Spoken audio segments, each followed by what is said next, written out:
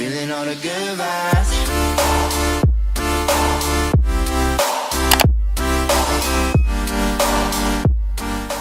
Hi guys, today I'm here with Taylluna. Hello. She's another YouTuber. Really awesome. You can tell everyone about yourself. So I am just a spiritual guide, I guess, on YouTube and mostly Instagram. I do a lot of spirituality videos and like decorating hauls for like my hippie boho room, tutorials on rituals, different things like that. So if you want to head over to my channel, we're going to be filming a video all about the basics of astrology and what each planet and their rulings mean. Yeah, so definitely go check that out. Yeah. She's an amazing creator, an amazing yoga teacher. She does so many awesome things. Tiffany's really cool too. Just go check her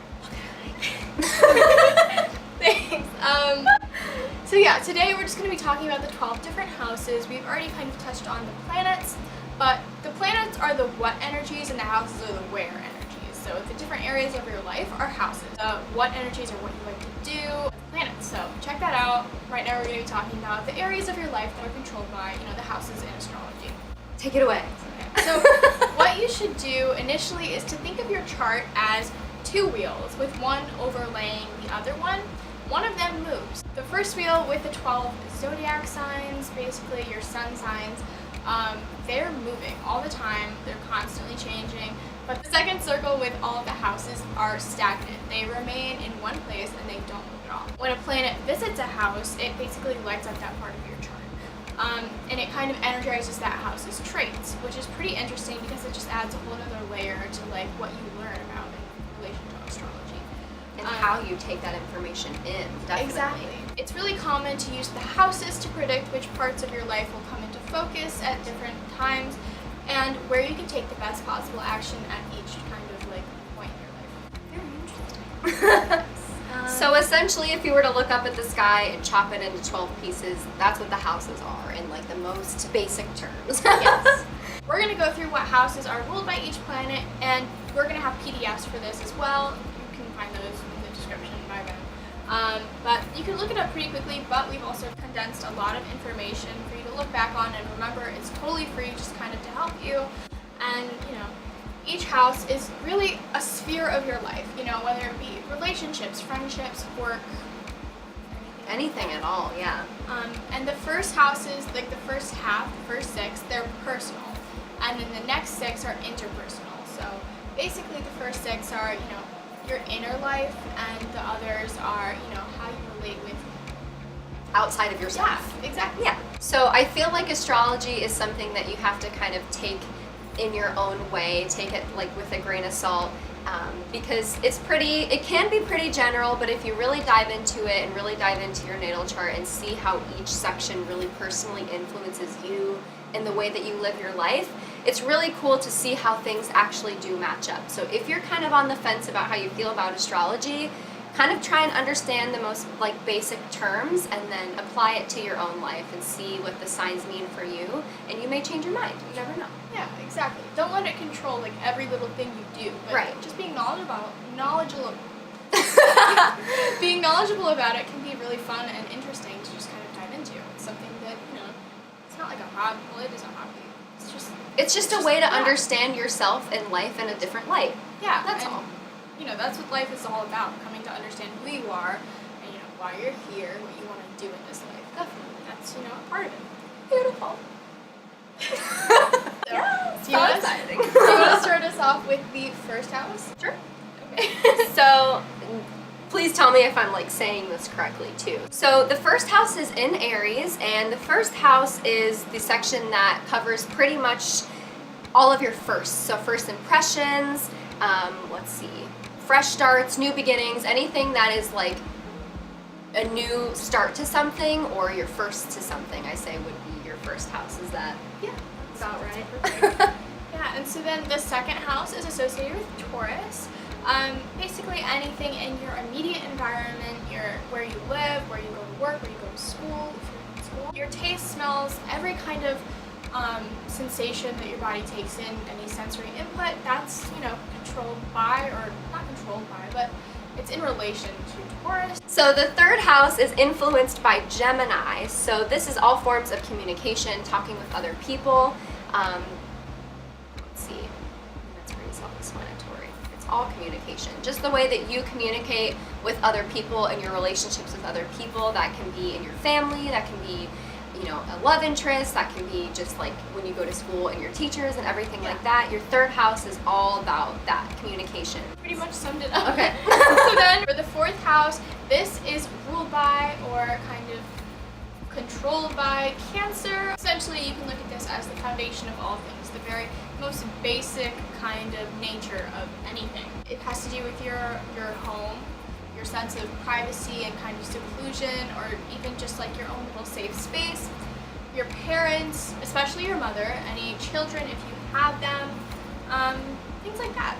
All the TLC, Cancers, me, we're a big emotional, loving mess, so that makes a lot of sense, definitely. You're a Leo, so you gotta do, we should have switched those. Yeah, do you wanna redo? It's up to you. It's fine. Okay. Alright, so for our fifth house, we have Leo, which is this one over here. And that is all about self-expression, your drama, your creativity, so just kind of your more creative side, your more expressional side, I would say, is kind of what that's all about. Definitely. Anything to add, Miss Leo? Basically anything having to do with, you know, the fun in your life. Anything exciting, adventurous, spontaneous, has to do with this house. And then moving on into Virgo. I definitely relate to Virgos a lot, not in my birth chart, which is surprising, but anything that has to do with health, science, organization. I love organization, lists, anything like that. Me too.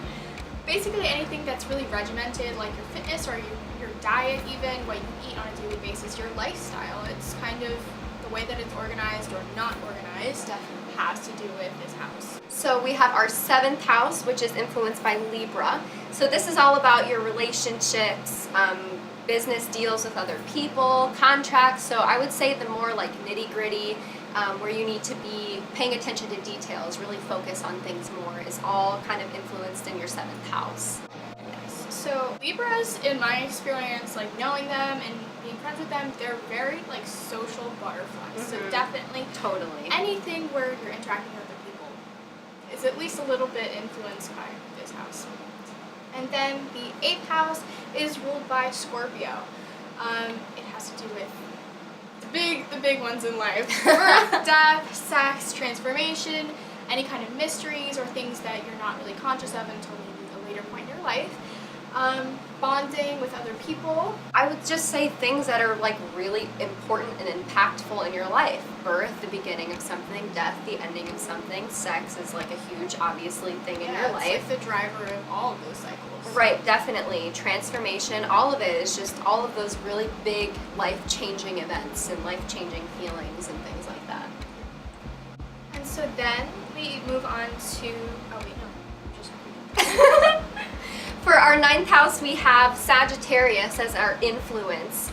So this is all of your higher mind expansion, traveling, languages. So really a lot of learning, a lot of just taking in information and material and places. So going to travel, doing things like that in the physical realm, and then also going to travel and learn in a more spiritual sense as well. Religion and philosophy are in there, morals and ethics. So a lot of your personal values, that's the word. Yeah, I was going to say morals again, but definitely personal values are attached to this house. Yeah. And this definitely gets more important as you grow up because you kind of create your own kind of code of ethics, things that you live by, hopefully. Right. And you know, when you're young, you kind of just go with what your family and the people that you're around go by, what they live by. But heavily influenced, yeah, exactly. But as you grow up and just kind of grow into yourself, you realize that you have your own distinct way that you view the world, the way that you think about maybe a religion. This is just kind of in relation to that. Moving on to the 10th house. This is ruled by Capricorn. That is my rising sign. So this has to do with structure. I think that has to do with tradition, the way things, you know, are kind of year by year, things that you do maybe with your family, or more friends, public image, how you're seen by groups of people that you're on consistently. Yeah. Any kind of authority figures in your life, or any way that you have authority and responsibilities, maybe discipline even. I was just gonna say, like, when I think about the 10th house, I think a lot about what she said with like tradition, but more in a sense of routine. So not just like a tradition of like having Christmas dinner at your grandma's or something like that, but your daily tradition, your daily routine, what you do regularly that kind of like makes you and does your own personal organized thing. That's kind of what I think of when I think of the 10th house. And that in a way is even more important than just like something that you do once a year. It's Right. like how your life is kind of regimented. And, Definitely. I mean, it's everything. So, The show.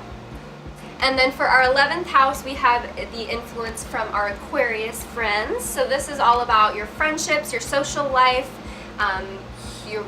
your humanity and everything about that. As this is kind of the house of originality. So surprises, invention, astronomy is in there, sci-fi, all things futuristic. So now that we're building our, where we are like in our electronics world, it's just evolving constantly. This has a lot to do with the influence of our 11th house, the way you treat other people. It's very just relationships with other people, essentially. and then last but not least, we have the 12th house, which is ruled by Pisces. This has to do with endings, the closing of a cycle, maybe separation from others, kind of seclusion. And you'll go through periods of that throughout your life. Definitely. Whenever I think of like seclusion, I always think of like Thoreau and like that kind of thing where you're like off on your own in nature, like growing. I don't know. That was random. That was such a tangent. Secret enemies. I don't know what to say about that. Maybe this is more of the things that You hold inside. you hold inside. They're more subconscious. That's what one of the things that's on there too. It's all more of your subconscious thoughts and feelings and the way that you kind of project yourself onto other people and other things. Exactly. Aside from the transitional part of it, so endings and the removal of something to make space for something new. I think that all kind of like goes together because it's something that you don't really think about in the front of your mind. It's always in the back of your It's just mind. always lingering. Right, exactly. When planets visit this 12th house, it can definitely be a great time for you to kind of reflect and just move past the things that you hold on to. Because whether you realize it or not, it does hold you back in your daily life. Maybe, not significantly, but somewhat. And everyone kind of has some negative feelings that they're always trying to work through and come past. But if you never really take the time out to Just step back, Exactly. really, and look at it from a new perspective, I think. it just becomes more and more and more. But yeah, besides this, it just has to do with your imagination, your creativity, and I connect a lot with Pisces because it is my moon sign, and I always get lost in another world, or sometimes I talk and I'm from another world, I'm just out there, and people are like, oh, okay.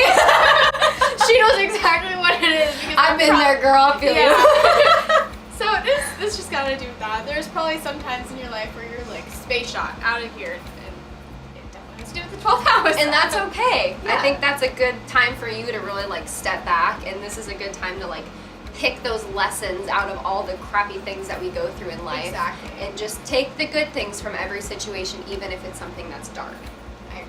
So yeah, that is about it, guys. Again, there's a great video that we just did on all of the planets, and I really encourage you to go check it out because all of her content is amazing. Oh, thanks. And it's You need more of basically- Tiffany too. Yeah. I stole some of her, so. So yeah, if you enjoyed this video, just let us know below. Maybe comment on your sun sign, your moon sign, anything. Maybe your favorite house or the house that you feel plays the biggest role in your life. Yeah, definitely. We would love to know more about you and a sense of the stars and the Yeah. planets. So- Definitely.